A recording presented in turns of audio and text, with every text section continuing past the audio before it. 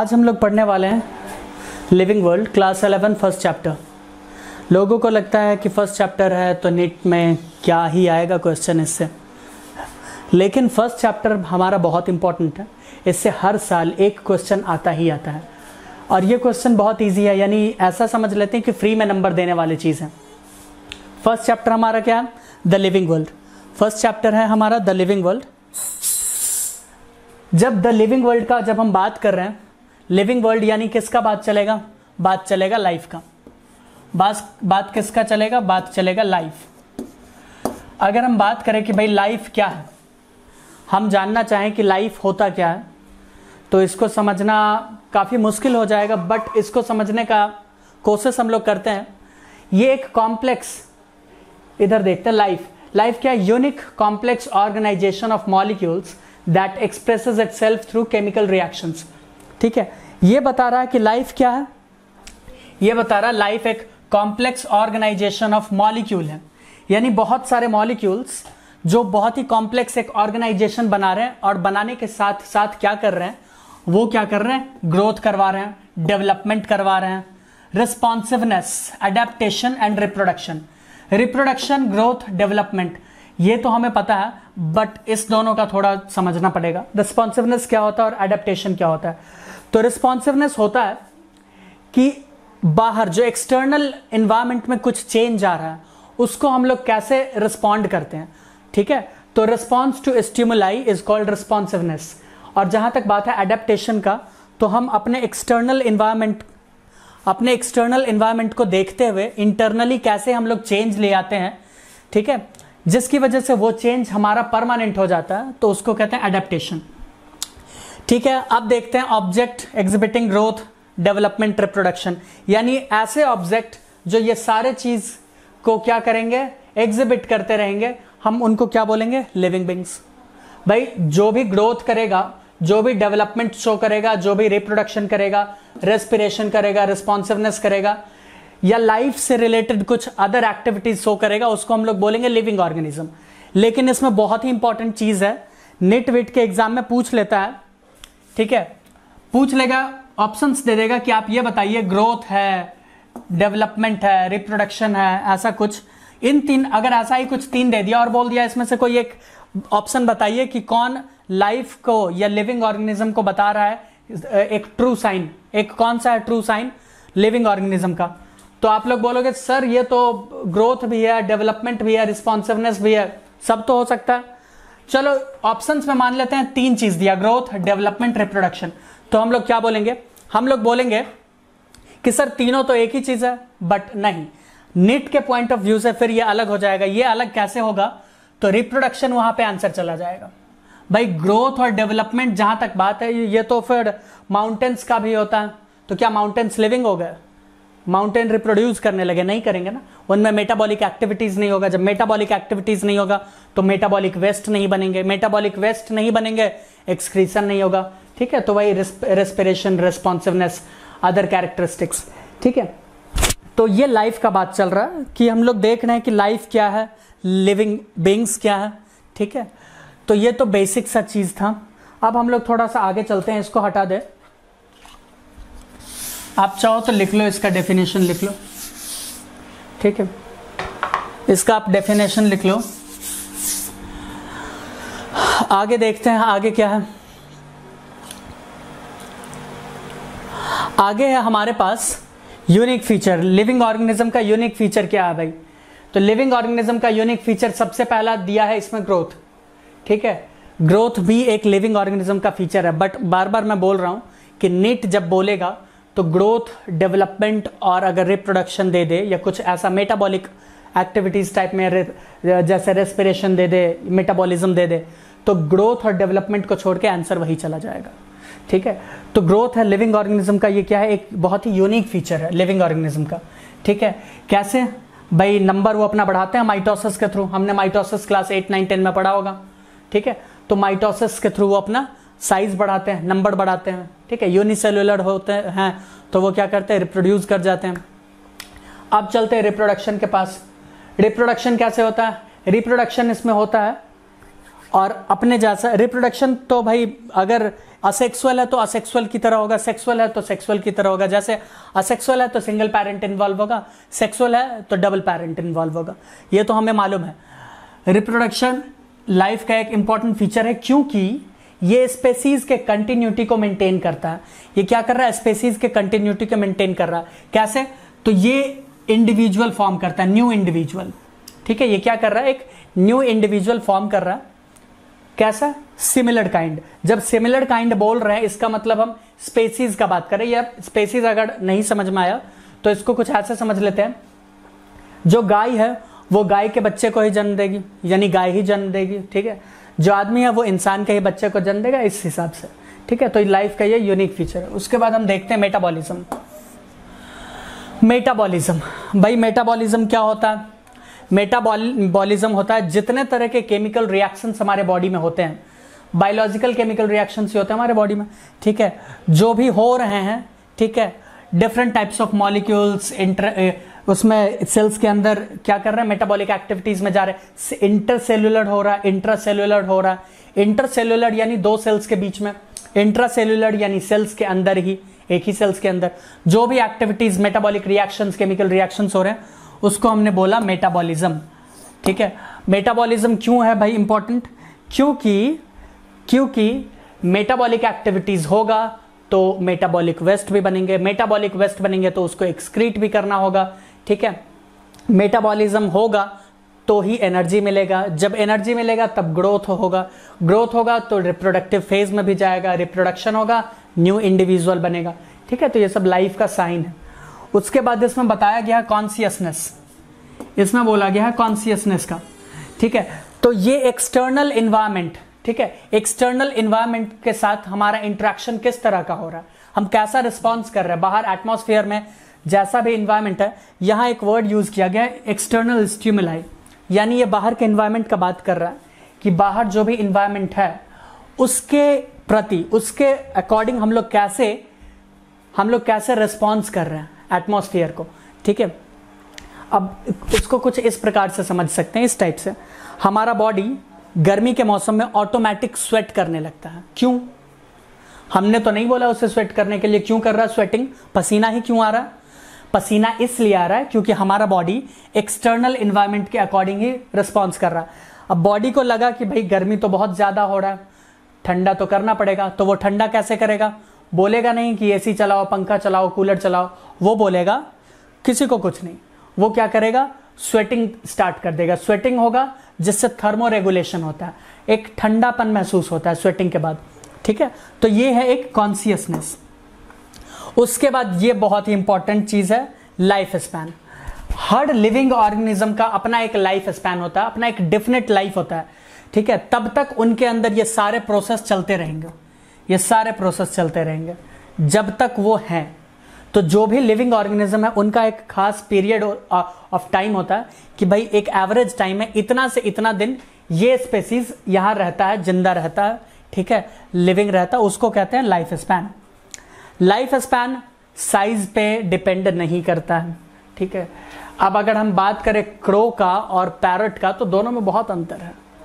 Crow का जहां 15 से 20 साल है वही पैरट का 120 साल है, तो साइज तो दोनों का बराबर है, बट क्या है उसमें यही है कि दोनों का लाइफ स्पैन बहुत ज्यादा अंतर है। ठीक है, चलो फिर आगे चले, थोड़ा सा इसको हटा देते हैं, आगे देखते हैं हम क्या है। आगे है diversity in the living organism और बायोडाइवर्सिटी। ये तो बहुत अच्छा चीज है भाई, लिविंग ऑर्गेनिज्म का जो डाइवर्सिटी है ये बहुत अच्छा चीज है। इसमें हम लोगों को देखना है कि धरती पे, पूरे धरती पे कितने अलग अलग प्रकार के, अलग अलग टाइप के हमारे पास ऑर्गेनिज्म है। लिविंग ऑर्गेनिज्म का ही बात कर रहे हैं। ठीक है, चैप्टर ये लिविंग ऑर्गेनिज्म, तो कितने अलग अलग प्रकार के हम, तो हम लोगों ने देखा है अपने ही आसपास एटमॉस्फेयर में, अपने ही आसपास के एनवायरनमेंट में हमने देखा होगा कि बहुत अलग अलग प्रकार के हैं। डॉग है, कैट है, काउ है, बफलो है। अगर हम बर्ड्स में ही जाएं तो बर्ड्स में भी बहुत सारे वैरायटीज हैं। प्लांट्स में जाए तो प्लांट्स में बहुत सारे वैरायटीज हैं। इंसेक्ट्स में जाए, इंसेक्ट्स में बहुत सारे वैरायटीज है। फिश में जाए, फिशेस में बहुत सारे वैरायटीज हैं। ठीक है, तो बहुत ही अलग अलग वैरायटीज देख रहे हो। It is the occurrence of variety of the life forms differing in morphology. Morphology का मतलब है कि उनका एक्सटर्नल स्ट्रक्चर का बात कर रहा है वो। अब जैसे कुत्ता और बिल्ली दोनों का एक्सटर्नल स्ट्रक्चर क्या अलग है, दिखने में दोनों तुमको क्या लगेगा, अलग अलग लगेगा बाहर से, ठीक है, तो वो मॉर्फोलॉजी है। साइज, ठीक है, कलर है, एनाटॉमी है, इंटरनल स्ट्रक्चर, ठीक है, अंदर से भी वो क्या होंगे, अलग होंगे। हैबिटेट यानी उनके रहने का, हैबिटेट यानी उनका रहने का जगह, ठीक है। हैबिट्स यानी उनका आदत, सबका अलग अलग होता है। अब जैसे आदत का अगर बात किया जाए तो जो हार्बीवोर्स हैं वो हार्बीवोर्स की तरह एक्ट करेंगे, हार्बीवोर्स की तरह खाएंगे पिएंगे। बट जो कार्निवोर्स है वो क्या करेंगे, कार्निवोर्स की तरह एक्ट करेंगे, खाएंगे कार्निवोर्स की तरह। उनका हैबिटेट भी अलग हो सकता है, एनाटॉमी उनका अलग होगा हार्बीवोर के मुकाबले, ठीक है, मॉर्फोलॉजी अलग हो जाएगा, ठीक है। तो ये क्या दिखा रहा है, ये दिखा रहा है डाइवर्सिटी। ये क्या दिखा रहा है, डाइवर्सिटी। तो हमारा जो अर्थ है ये बहुत ही ज्यादा डाइवर्स है, ठीक है। इसमें एक डेटा है जो हम लोगों को याद रखना ही पड़ेगा, और वो कुछ ये है। अभी तक हम लोगों ने, यानी साइंटिस्ट ने अभी तक, जो मानव जाति है, ह्यूमन सिविलाइजेशन, उन्होंने अभी तक इतने सारे लिविंग ऑर्गेनिज्म को आइडेंटिफाई कर लिया। 1.7 to 1.8 मिलियन को उन्होंने क्या किया, आइडेंटिफाई कर लिया, ठीक है। इसका मतलब 17 से 18 लाख हम लोगों ने अभी तक आइडेंटिफाई कर लिया, और ये डेटा पूछा जा चुका है नीट में, ठीक है। तो इसीलिए ये डेटा बहुत ही इंपॉर्टेंट है, हमको याद रखना। जिसमें से, अब क्या बताया, जिसमें से इतना लगभग 1.25 क्या है, एनिमल्स है, और 0.5 मिलियंस क्या है, प्लांट्स है। इसमें से क्या 1.25 एनिमल्स और इतना प्लांट्स, तो बाकी क्या है, क्या है भाई, बाकी में आ जाते हैं आर्थ्रोपोड्स, ठीक है। बाकी में, क्योंकि आर्थ्रोपोड्स का संख्या बहुत ज्यादा है हमारे प्लेनेट पे, आर्थ्रोपोड्स बहुत ही ज्यादा है, बहुत ज्यादा है, ठीक है। तो ये डेटा हमको याद रखना है कि करेंटली अभी तक हम लोगों ने जो डिस्कवर किया, बहुत सारे छूटे हैं, अभी तक हम लोगों ने जो डिस्कवर किया वो है 1.7 to 1.8 मिलियन, ठीक है। ये डाइवर्सिटी ऑफ, तो ये नीट के पॉइंट ऑफ व्यू से ये डेटा हम लोगों को याद रखना जरूरी है, ठीक है भाई। उसके आगे क्या है हमारा, देखते हैं। उसके आगे अब हम लोग डिस्कस कर रहे हैं सिस्टमैटिक्स, आइडेंटिफिकेशन, नोमेनक्लेचर। इसको समझने से पहले कुछ कहानी टाइप का सुनना पड़ेगा। अगर हम लोगों को कोई प्लांट आइडेंटिफाई करना, हमने बोला कि चलो भाई अब इस समय मजा नहीं आ रहा पढ़ाने में, तो क्यों ना हम थोड़ा सा पेड़ वेड़, जानवर वानवर, लिविंग ऑर्गेनिज्म का थोड़ा सा पता लगाएं, ठीक है। तो पता लगाने के लिए जब तुम जाओगे और तुमको लग रहा है कि हम नया प्लांट मिल चुका है, तो क्या करोगे, नया प्लांट मिलेगा तो तुमको नाम रखना पड़ेगा, उसके बारे में दुनिया को बताना पड़ेगा क्या होता है, कैसे होता है, ठीक है। तो सबसे पहले उसी को बताने का एक तरीका है कि कैसे आप रखेंगे। सबसे पहले सिस्टमैटिक्स। सिस्टमैटिक्स में क्या लिखा है, it is a branch of biology that deals with the study of plants, animal and other organism into categories that can be named, compared and studies, ठीक है। सबसे पहले सिस्टमैटिक्स के बारे में बताया कि सिस्टमैटिक्स क्या है, बायोलॉजी का ही एक ब्रांच है जिसमें हम लोग प्लांट्स, एनिमल या दूसरे लिविंग ऑर्गेनिज्म का कैटेगोरिकल हम लोग देखते हैं, कैटेगोरिकल, ठीक है। अगर कोई फिशेज है तो फिशेज वाले में होगा, एम्फीबियंस है तो एम्फीबियंस वाले में होगा, प्लांट्स में भी जो ट्रीज है वो ट्रीज वाले में होगा, ठीक है। तो उनमें नेम होता है, दूसरे से कंपेयर करने के लिए सिस्टम होता है। तो अगर तुमको मान लो पता करना है कोई प्लांट का, अगर तुमको लग रहा है कि तुम नया प्लांट पाए हो, तो सबसे पहले तुमको क्या करना पड़ेगा, देखना पड़ेगा कि तुमने जो प्लांट लिया है क्या वो वाकई नया है, वो ऑर्गेनिज्म।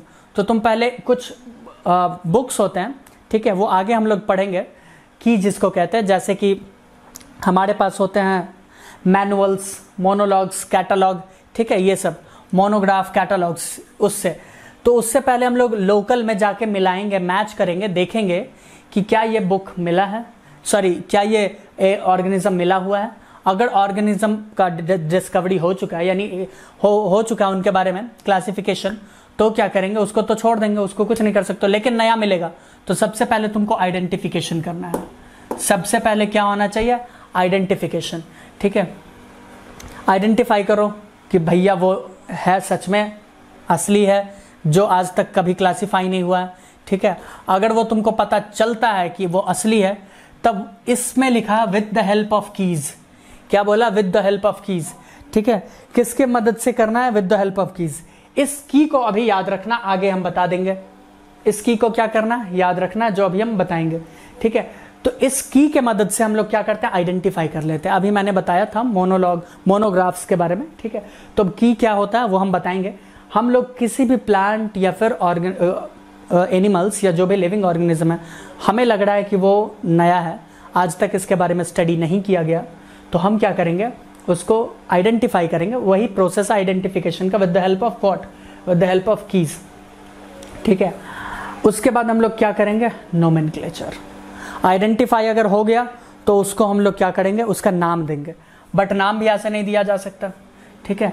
नाम का भी अपना एक तरीका है, स्टैंडर्ड नेमिंग तरीका है। जैसे हम लोग जानते हैं कि ऑर्गेनिक केमिस्ट्री में अपना स्टैंडर्ड है नाम का तरीका, ठीक है, IUPAC के अकॉर्डिंग हम लोग डालते हैं, वैसे ही साइंस में भी एक स्टैंडर्ड नाम है, ठीक है। तो इसमें क्या लिखा हुआ, it is the process of standardised naming of living organisms such that a particular organism is known by the same name all over the world. ये तो हमें पता है। For plants, scientific names are based on International Code of Botanical Nomenclature and Animal ICZN, ठीक है। Scientific name ensures that each organism has only one name. अब scientific name क्यों जरूरी है, ये भी थोड़ा सा जान लेते हैं। Nomenclature के बारे में भी बताते हैं। अब हम लोग जैसे बात करें, हम ले लेते हैं पोटैटो का, ठीक है। हम बात कर लेते हैं पोटैटो का, ठीक है। हम पोटैटो का बात करते हैं।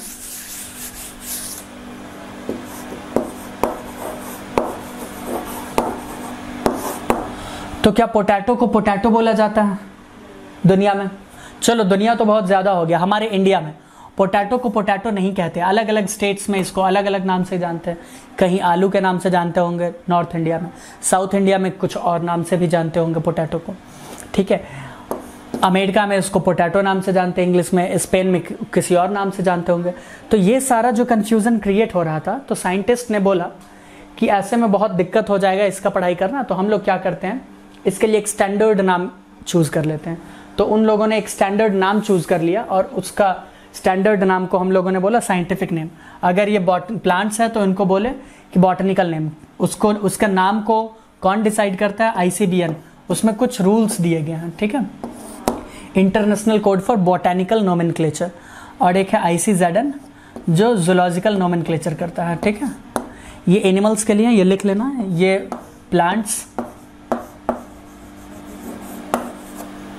और ये करता है एनिमल्स के लिए।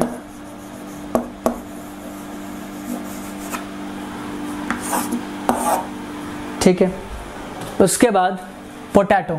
अब उन लोगों ने देखा कि भाई पोटैटो का तो अलग अलग नाम है, तो उन लोगों ने क्या किया, एक नाम चूज किया जो बोला कि साइंस में हर जगह दुनिया में चलेगा, और वो हो गया सोलेनम ट्यूबरोसम।